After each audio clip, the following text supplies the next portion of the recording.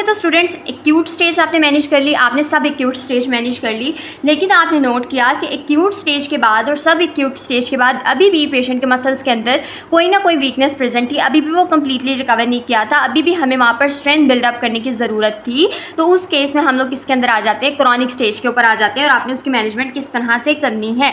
आप देखिए यहाँ पर इम्पेयरमेंट क्या हो सकती है। पहली तो बात है कि सॉफ्ट टिश्यू और जॉइंट कॉन्ट्रैक्चर प्रेजेंट है, एडहेजन प्रेजेंट है जो कि रेंज ऑफ मोशन को लिमिट कर रहा है, और वहाँ पर जॉइंट प्ले भी लिमिटेड है। जॉइंट प्ले मैंने आपको बताया था ग्लाइडिंग स्लाइडिंग मूवमेंट्स होती हैं। तो हम लोगों ने पहली चीज़ देखनी है कि यहाँ पर आप सॉफ्ट टिश्यू के अंदर मसला है, पेन एडीमा इफ्यूजन वाला मसला अब हल हो गया। अब मसला आ गया कि वहाँ पर जो है वो नए टिश्यूज़ बने थे, उसकी वजह से वहाँ पर जॉइंट कॉन्ट्रैक्चर या एडहेजन प्रेजेंट हो गया। उसके बाद कहते हैं कि मसल परफॉर्मेंस कम थी। पहले हम वीकनेस की बात करते थे, लेकिन अब हम देख रहे हैं कि वहाँ पर मसल परफॉर्मेंस के तीनों एलिमेंट्स यानी उसकी स्ट्रेंथ, इंड्योरेंस और पावर तीनों वीक है। Weakness, poor endurance and poor neuromuscular control. ठीक है, उसके बाद वो कहते हैं कि आप लोगों ने देखना है कि वहाँ पर जो इन्वॉल्व पार्ट है जो कि हीलिंग टिश्यू है आपका, उसके अंदर वो कहते हैं कि अभी भी जो है वो यूजेज आपकी उसकी भी कम है, तो उसको जो है वो आपने इंप्रूव करना है। किस तरह से करेंगे? और वो कहते हैं कि पेशेंट अभी भी अपनी एक्सपेक्टेड एक्टिविटी में यानी जो सोसाइटी से डिमांड करी वो नहीं कर पा रहा। एडीएल्स आईएडीएल्स हमने पीछे इंप्रूव कर दी, अब हम किस पे आ गए? उसकी एक्टिविटी पार्टिसिपेशन पर, जहाँ एक्टिविटी पे या फिर पार्टिसिपेशन रिस्ट्रिक्शन पर। ठीक है, पार्टिसिपेशन रिस्ट्रिक्शन पे अब हम लोगों ने काम करना है। ठीक है, तो 4 इंपेयरमेंट थी। सॉफ्ट टिश्यू के अंदर मसला था, वहाँ पर एडहेजन था, जॉइंट कॉन्ट्रैक्चर था, उसके अलावा क्या था? डिक्रीज्ड मसल परफॉर्मेंस थी जिसके अंदर 3 एलिमेंट्स थे, वीकनेस थी, पुअर इंड्योरेंस और पुअर न्यूरोमस्कुलर कंट्रोल था। उसके बाद क्या था? वहाँ पर यूजेज कम थी उस इन्वॉल्व पार्ट के, और फिर inability to participate in expected activity. ठीक है, अब नेक्स्ट पे हम लोगों ने इसको मैनेजमेंट कैसे करनी है। देखिए, हमेशा की तरह पहला स्टेप आपने पेशेंट को एजुकेट करना है। अब आपने पेशेंट को एजुकेट किस तरह से करना है? पहले हम लोग पेशेंट को उसका बता रहे थे कि एंटिसिपेटेड रिकवरी किस तरह से होम प्लान दे रहे थे, फिर उसके रिस्पॉन्स को मॉनिटर करते हैं। अब हम क्या करें? हम सेफ प्रोग्रेशन करा रहे हैं एक्सरसाइजेज की और स्ट्रेचिंग के, उसके बारे में पेशेंट को बता रहे हैं कि आपने किस किस तरह से एक्सरसाइजेज परफॉर्म करनी है।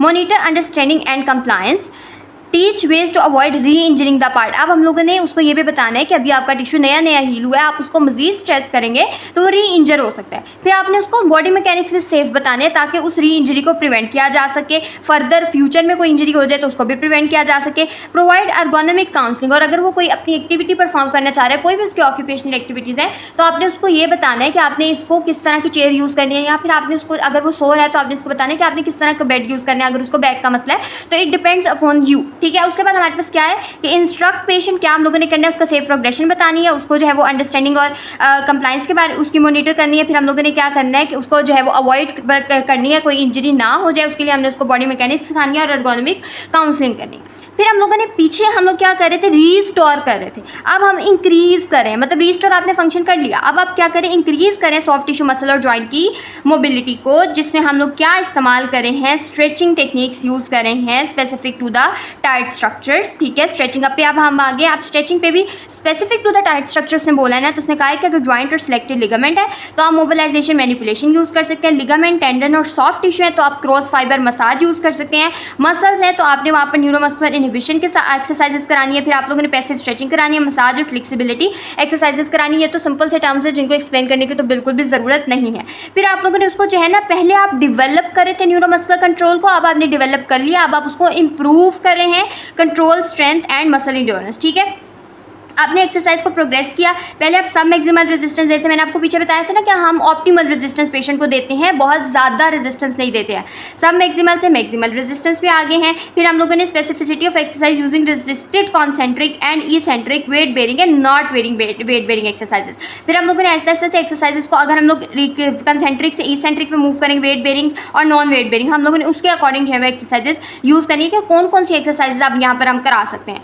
सिंगल प्लेन से मल्टी प्लेनेट मोशन के अंदर आना है। ठीक है, हम लोगों ने सिंपल से कॉम्प्लेक्स मूवमेंट्स की तरफ जाना है। फिर ऐसी मूवमेंट्स करनी है जो कि उसकी फंक्शनल एक्टिविटी को स्टिमुलेट करे ताकि उसका न्यूरोमस्कुलर कंट्रोल डेवलप हो। फिर हम लोगों ने प्रॉक्सिमल स्टेबिलिटी को जो है वो डील करना है। फिर आहिस्ता आहिस्ता हम लोगों ने डिस्टल मोशन की तरफ आना है, सेफ बायोमैकेनिक्स यूज़ करनी है। लो रेपिटेशन से हम लोगों ने हाई रेपिटेशन की तरफ मूव करना है, प्रोग्रेस करना है एक्सरसाइज की कॉम्प्लेक्सिटी को, स्पीड और टाइम को, यानी इसमें वो प्रोग्रेशन बता रहा है। तो आपने सब मैक्सिमल से मैक्सिमल के ऊपर आना है। फिर आपने देखना है कि पेशेंट को अब मैंने रेजिस्टिव कंसेंट्रिक या इसेंट्रिक करानी है, ये वेट बेरिंग और नॉन वेट बेरिंग करानी है। फिर हमने सिंगल प्लेनर से मल्टी प्लेनर की तरफ मूव करना है, कॉम्प्लेक्स मोशन की तरफ आना है, प्रॉक्सिमल स्टेबिलिटी से डिस्टल स्टेबिलिटी तक सेफ बायोमैकेनिक्स करनी है, लो इंटेंसिटी से हाई इंटेंसिटी पर, और फिर आहिस्ता आहिस्ता आपने उसकी प्रोग्रेशन करते जाना है।